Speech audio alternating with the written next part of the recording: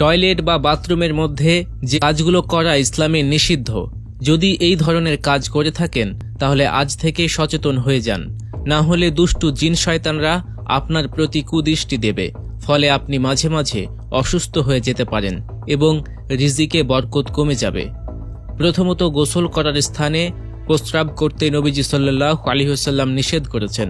দ্বিতীয়ত, কোনো মেয়ে বা ছেলে দোয়া না পড়ে যদি বাথরুমে কাপড় ছাড়াই গোসল করে, তখন খোবাইশ জিন বা শয়তান মানুষকে নগ্ন অবস্থায় দেখতে পায়, আর তখন সেই জিন তাদের প্রেমে পড়ে যায়, ফলে তাদের সাথে রাতে ঘুমন্ত অবস্থায় মিলন করার ইচ্ছা জাগে, আর এই কারণেই মানুষকে তারা আসর করে।